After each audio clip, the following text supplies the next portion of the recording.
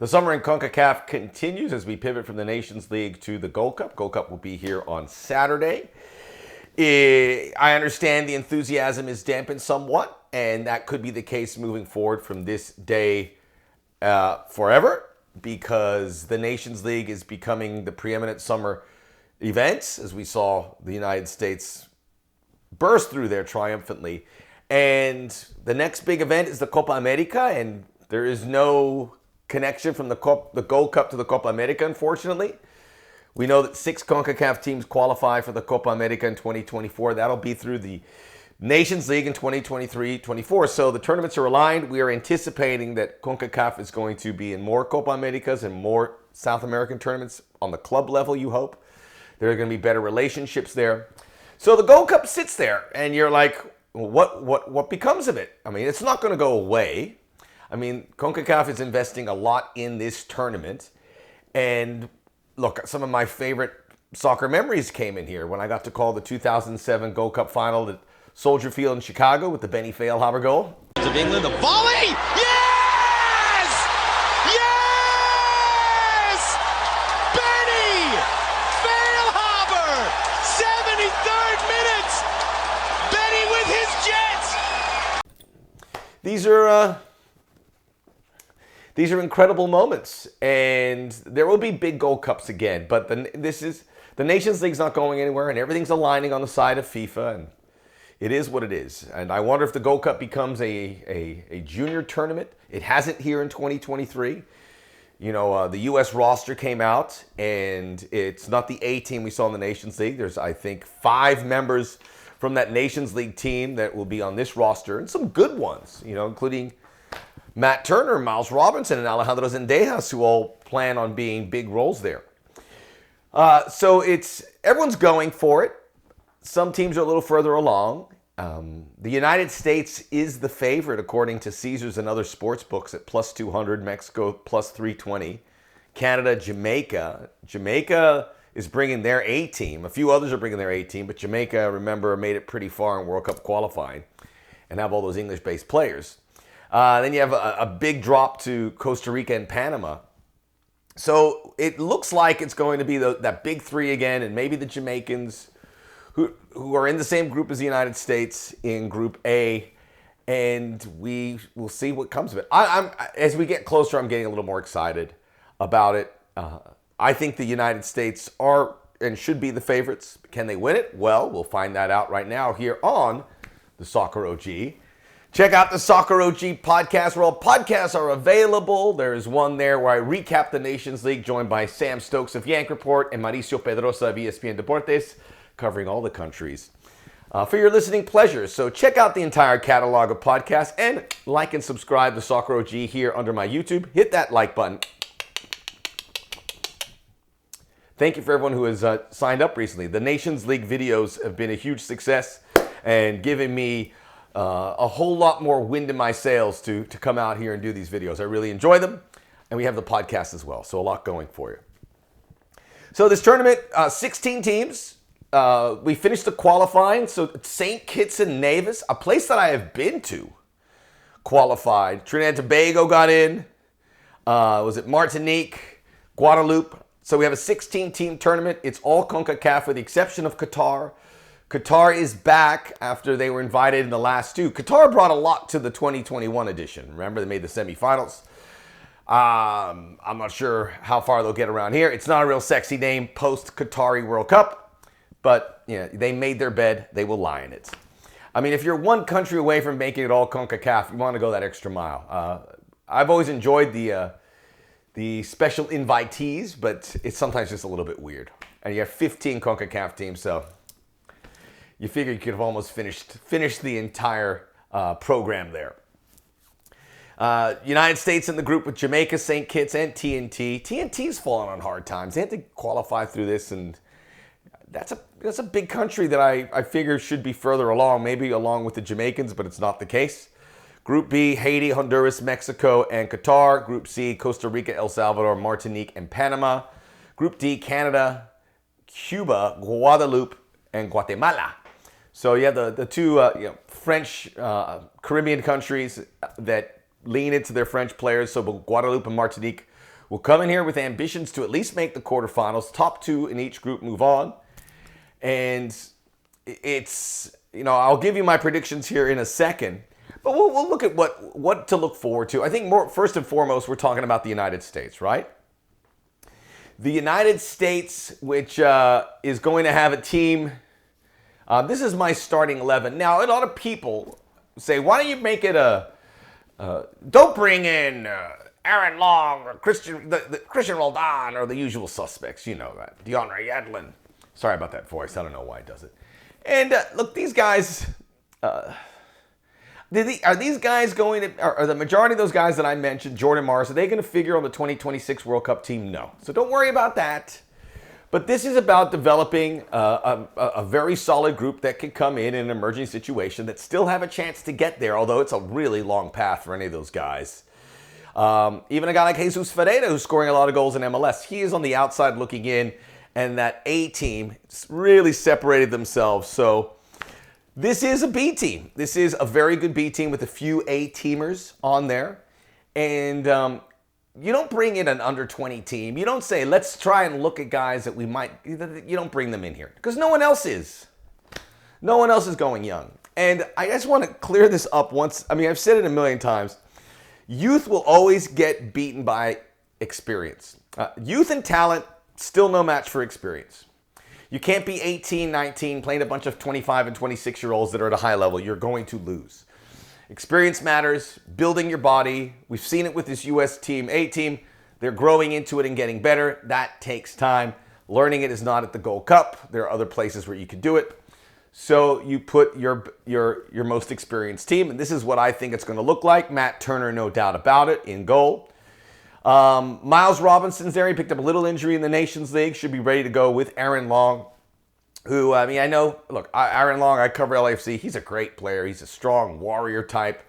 I love the fact that he's there. But he is the object of discontent for that. But he's not going to make a 2026 World Cup. This is a guy that's going to help this team get to, I think, which will be the finish line here in this Gold Cup.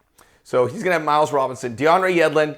The experienced guys are going to start. That's why they're here.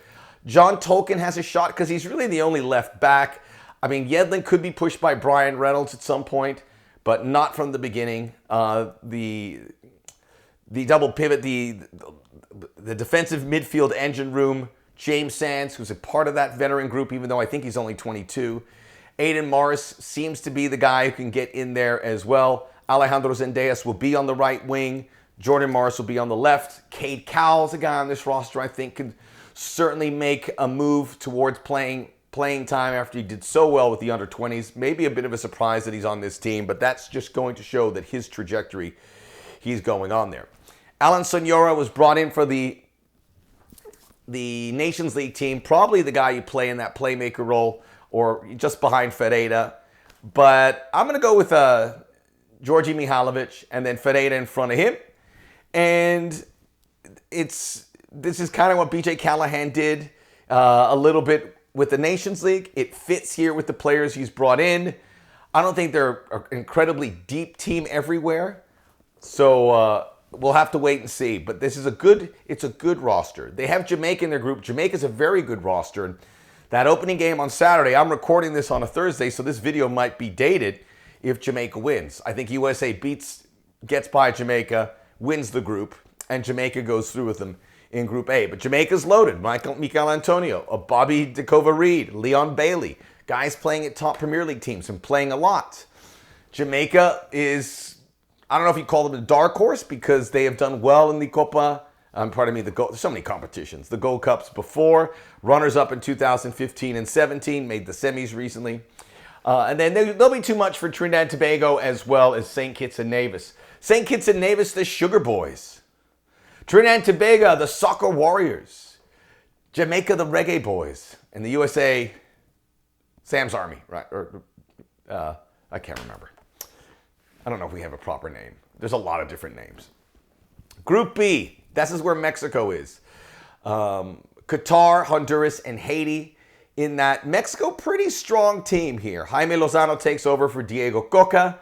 A lot of pressure for Mexico. I think they'll have a good tournament. Julian Araujo, who's now headed to Barcelona, will be there. Santiago Jimenez and Edson Alvarez, Cesar Montes, Uriel Antuna, Sebastian Cordova. A lot of talented guys. So Mexico should emerge in that group.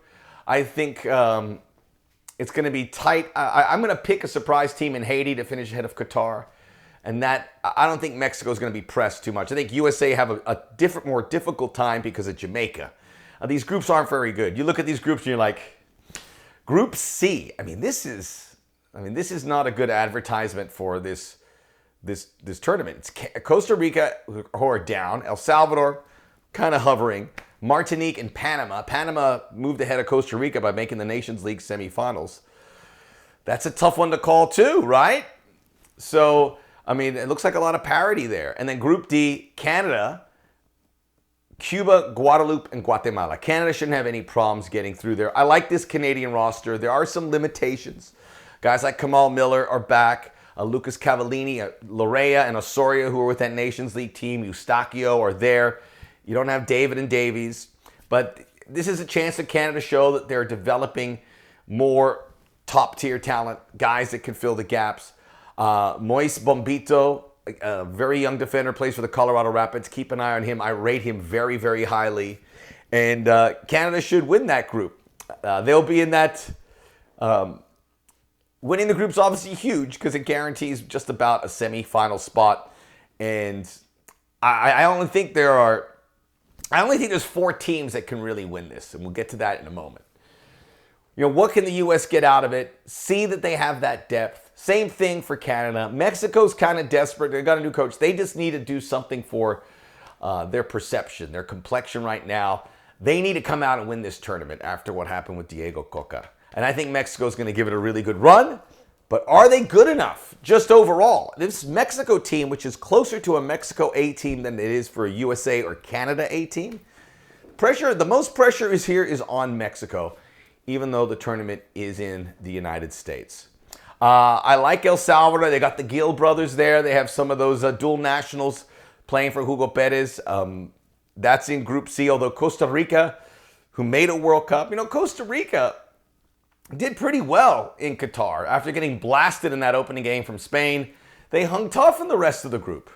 So I believe Costa Rica have the talent to come back or at least maintain that standard. Honduras is another country that I hope would be able to bounce back, but they're going a weird direction. A few key players didn't get brought in, so that is a little worrisome. I hope I'm wrong because I think CONCACAF is so much better with a good Honduras, but I don't know. I don't know if that's the team that's going to get it. There are going to be some surprises, but the reality is the big 3 are, I think, going to be there at the end, just like we saw in the Nations League. The question is, who is that 4th team that joins them? So here are my quarterfinals. Canada wins their group. They'll face Jamaica, who finishes 2nd. I'm going to put Jamaica going through because I think they have better talent. So that'll be, after I just told you the big 3 get through, Jamaica takes advantage of a favorable matchup. Mexico, Costa Rica. I like Mexico to move on. USA and Guadeloupe. The Guadeloupe team has enough talent in the French 1st, 2nd division to get by into this group. And then Panama, who still have a lot of the Nations League players against surprising Haiti. My semifinals get a little interesting. I'm going to go Jamaica and Mexico, and then USA, Haiti. Mexico will beat Jamaica, and the United States will beat Haiti. So I think it'll get pretty... Canada's the one that's left out here. They will be disappointed. USA, Mexico, bring it on again. It never gets old. And so much pressure on Mexico. If this USA B team, I don't want to call them that, we know from what we've heard from BJ Callahan that this group has been given an opportunity to compete with those guys that played on the Nations League. The problem for this group is that Nations League group was so good. New coach coming, or old coach coming in, and Greg Berhalter. We'll see what that looks like. But I think it's Mexico and the United States. And I'm going to watch Gold Cup. I hope you do too. It's our tournament. It's not perfect, but it's ours. And jump on the bandwagon of a team that you may not know. Get behind Trinidad and Tobago or Martinique and let that get through you here. And when this tournament will start on June 24th, so this weekend, and it'll wrap up where it was at July 12th, was it? I wrote it down. I'm so sorry. I'm such a muppet sometimes. Now, I love the tournament because it's ours, but here's another reason that this Gold Cup's done a very nice job. And they need Mexico for this, right? They got these big stadiums. The big NRG Stadium in Houston, a Soldier Field, the USA are going to be playing there. You have Arlington, Cowboy Stadium, huge. And then you have Levi Stadium. I don't know how they're going to fill all these places. They better hope Mexico makes the final. But we saw in the Nations League how reliant we are on Mexico to make money out of our competitions. And there's no guarantee Mexico will make a final, even though I have them there. I like their talent. I think they're going to lift themselves up for a new manager. And I like their draw. So, at worst, they make a semifinal. But if they don't make a final, this tournament, all the organizers, their heart starts to race. It gets really nerve-wracking. Canada has a chance to make a final. Jamaica has a chance to make a final. But I do believe it will be Mexico-USA, which will be huge. And the part that I like the most, if it is a Mexico-USA final, now if it isn't that, it's going to backfire. But if it's Mexico-USA, the final's going to be at SoFi Stadium in Inglewood, California. The greatest stadium ever built. So I'm pulling for Mexico, man, because I want a full house. If it's USA and Jamaica in that place, it's going to be weird. Also, games again at Allegiant Stadium. So this tournament got ambitious with the venues. I love it, but you need Mexico to advance to the final to make it worth your while. The Gold Cup will be back to recap it and preview some big games. Hopefully another USA-Mexico game. Check out the Soccer OG podcast. I'm going to be on there next week with my friend Brian Dunseth. We'll talk MLS, and we'll talk a little bit about USA Soccer, USMNT, and the Gold Cup. And check out the videos here on my YouTube page under Max Bretos. Appreciate all the support. Enjoy the Gold Cup. Watch as much as you can. You don't have to watch everything. Just watch as much as you can.